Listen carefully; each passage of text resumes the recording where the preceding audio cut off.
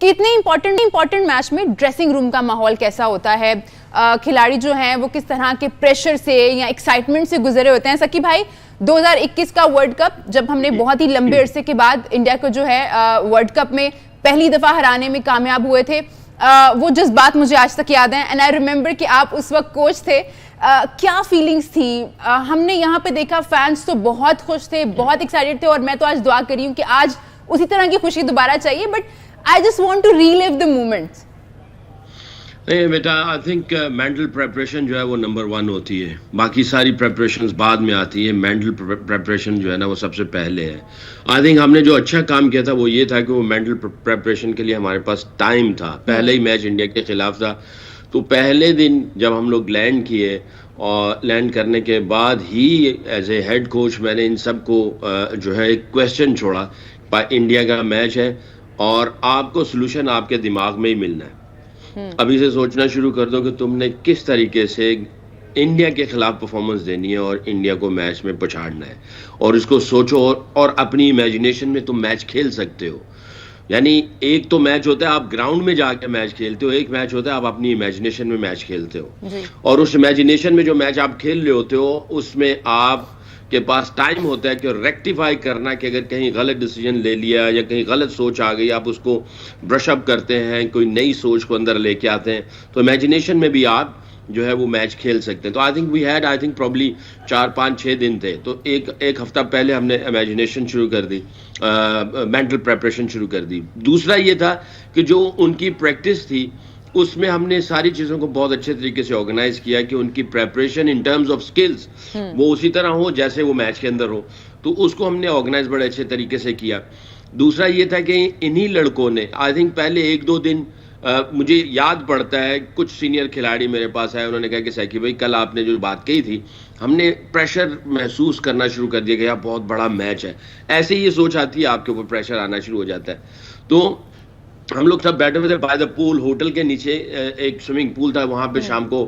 کھلاڑی اور فیملیز آ جاتے تھے. تو کسی نے ایک سوال کیا, میں نے کہا دیکھو اس کا جواب بھی تم نے ہی ڈھونڈنا ہے اور تمہارے دماغ میں ہی آئے گا, اور آج آ کے تمہاری جو سپر اسٹرینتھ ہے اس سوچ نے تمہاری سپر اسٹرینتھ پہ ہی رکنا ہے, اور اس سپر اسٹرینتھ کو تم نے کیسے ایگزیکیوٹ کرنا ہے وہ بھی تمہیں دماغ میں ہی اس کا آنسر ملے گا.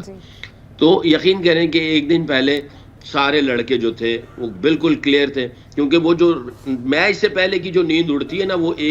4-5 دن پہلے نیند اڑنا شروع ہوئی, تھوڑی سی نیند میں خلل اور یہ اور وہ اس طرح آنا شروع ہوا. جب میچ سے ایک دن پہلے تھے سارے جو تھے وہ مینٹلی پریپیئرڈ تھے, فوکس تھے, ان کو پتا تھا کہ انہوں نے کیا کرنا ہے, جا کے کس انداز سے کرکٹ کھیلنی ہے, اس کے جو اتار چڑھاؤ تھے ان کو انہوں نے سب کچھ سوچ لیا ہوا تھا. مینٹل پریپریشن پوری ہو چکی ہوئی تھی, اور 4-5 جو ہے ٹریننگ سیشنز بھی ہو چکے تھے.